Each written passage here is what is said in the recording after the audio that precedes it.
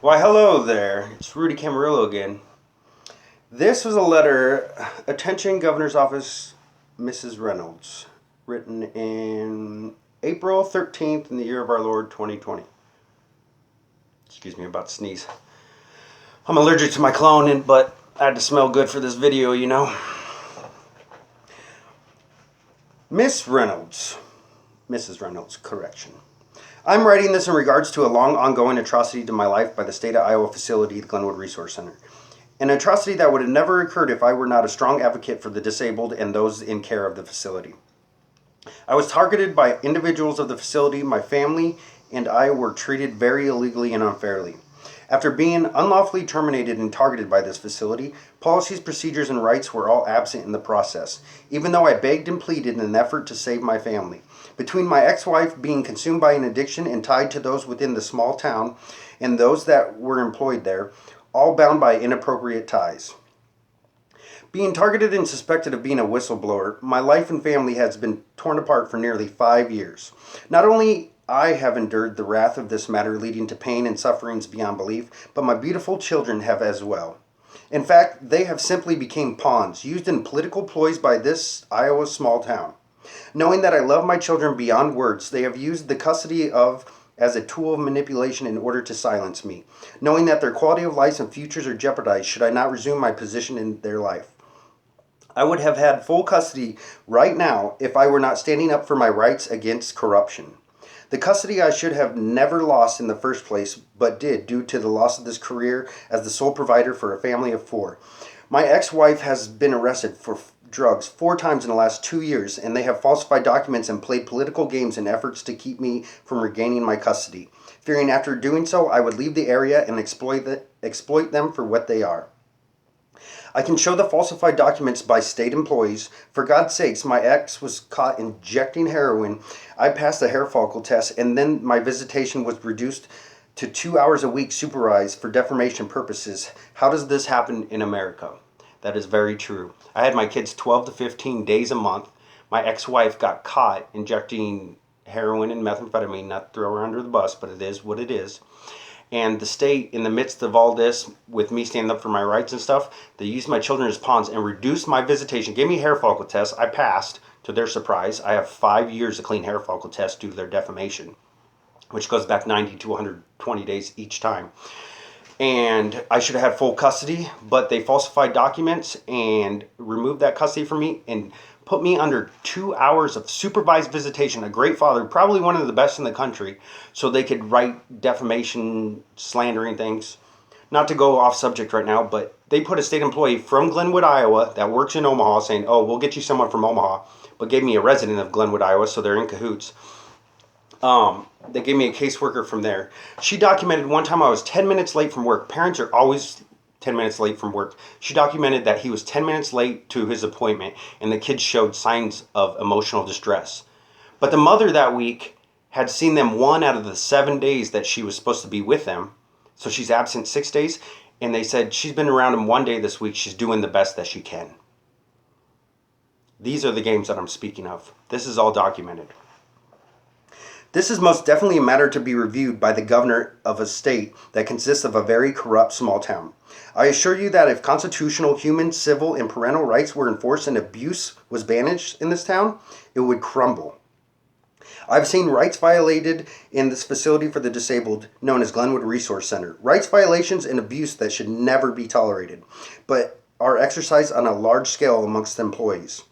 I was a strong voice for the voiceless and an advocate for all of the facility, even being anointed by the former superintendent, Gary Anders, as the voice of all resident treatment workers and the individuals who reside there, given personal permission to come to him with any question or concerns either may have.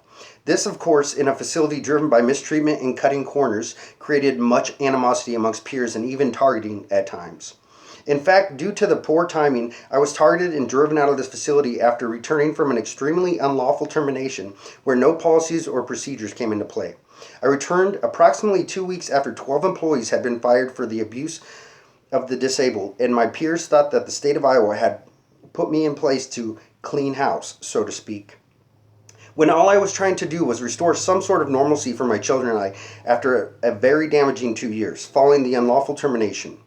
After witnessing and advocating for those in need, my family now needs advocacy and restoration of quality of life, as the exact same rights violations and cover-ups have been executed on my personal family, just as the ones I fought against in the facility that operates according to its own rules and agenda. I understand that you may not have time or even want to address this matter, but I had many interferences over several years in my efforts to seek a legal advocate. This is not a matter which I will give up on, and my children are in dire need of restoration, as they are still going through the reduction in quality of life and neglect, as are those in care at this facility, and all was caused by the same rogue operators of the state lacking compassion, policy, and procedure. I would like a sit-down and meeting to discuss the matter, damages, resolutions, and preventative measures that can be put in place to prevent these occurrences from happening again. I assure you that after working at the Glenwood Resource Center for 5 years and being the go-to guy for many, I understand where the quality treatment is, where the mistreatment is, policies that need adjusted, loopholes for mistreatment that must be closed, and can assist with placing many other deterrents and supports in place to prevent future mistreatment and violations of human rights. I have seen it all, and I have seen too much. I was going to go to the papers with a report of first-hand encounters and witnessing of such actions, but am holding off in hopes of things simply being made right and perhaps even building a better facility for those in care and the future. The way it stands and operates now, I will tell you in all honesty, it should not be standing at all. As I assure you, have suspicions. All one has to do is Google past articles and testimonies concerning the facility. It is a small town operation, and everyone is in on the preservation of the corruption and covering it up in order to keep it operating, driving advocates like myself out of the facility in order to keep operating as they do, when in fact all they have to do is operate, provide cares and compassion such as I did, and all their problems would eventually dissipate, perhaps even propelling the facility into a position of growth and generating a desire for those employed there to take pride in providing proper cares for the less fortunate.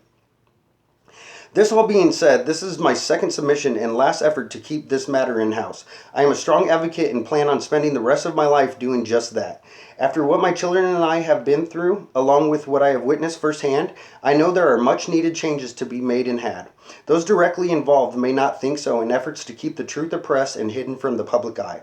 But I assure you that I am a humble man that has tried his hardest to make changes from within, and am now seeing that this is a course of action may be one of no results. I will have a book coming out late this year in which much of the small town's antics will be widely known. How much of the facility's inner operations and my personal experiences are written will be dedicated by the actions taken following this request. As I have said, I also have a newspaper article written and ready to be submitted for force immediate investigations and change within this facility.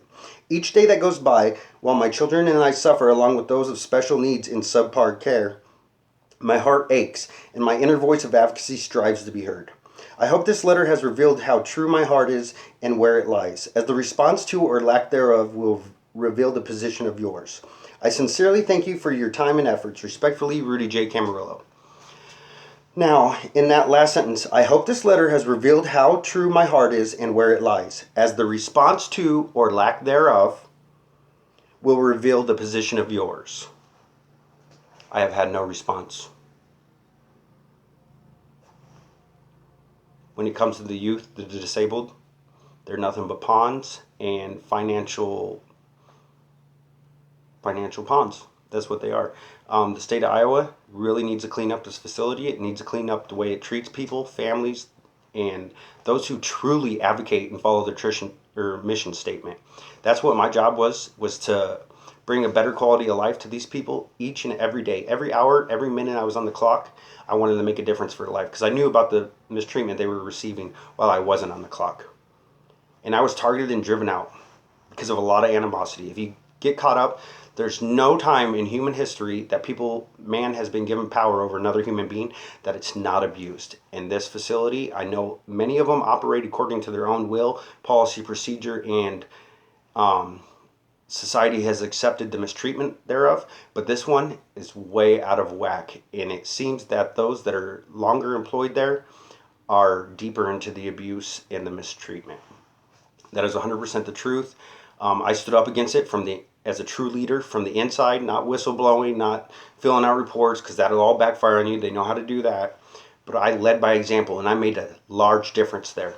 And when they took me out of that position, not only did it impact my resources to provide and maintain custody of my children, but it greatly reduced the quality of life for those in care that I made a difference in, whose lives I made a difference in every day. And this governor of Iowa, she absolutely does not care. She's well aware of this. She's known about this since 2016. And instead of making things right, they've changed policies and procedure. When they found out about my pain and sufferings, I guarantee you that next year, instead of making it right and restoring my family, finding out about the atrocities, instead they put a law in that made it a fire at will state, so they could fire anybody for any reason at any time. And they continued to take away people's rights instead of restoring the damages done. We have a problem within Iowa. Governor Kim Reynolds needs to address this. They've been on a fear and smear campaign ever since. I can't explain the emotional distress I've been under, the threats, all that into silence, and I'm done with it. I feel that God put me here to be an advocate. I felt like I was doing my God-given job at that time, caring for people in and out of work. My heart was full. I mean, it was full. I was really caring for people and making a difference, and they took me out of the picture because I was making too big of a difference. The complacency and mediocrity of this situation and the people involved in this opposing me is absolutely disgusting, and my sixth constitutional right needs to be upheld, and I need a fair and speedy trial. This has been ongoing for a very long time. Everybody knows about it, and they're hoping it goes by the wayside. Eventually, we're going to get some deep internal investigations, and truth will shine. What's done in the dark always comes to light. That does not just apply to me. That does not apply to isolated sin. It applies to continuous sin. And those that are responsible for it, just because they have the power of authority to continue doing so and not be questioned, because they have conditioned people not questioning our authority, does not mean that I am one of the sheeple. I am a true leader, and I'm a true advocate. God bless. Make a difference in this world. You do you.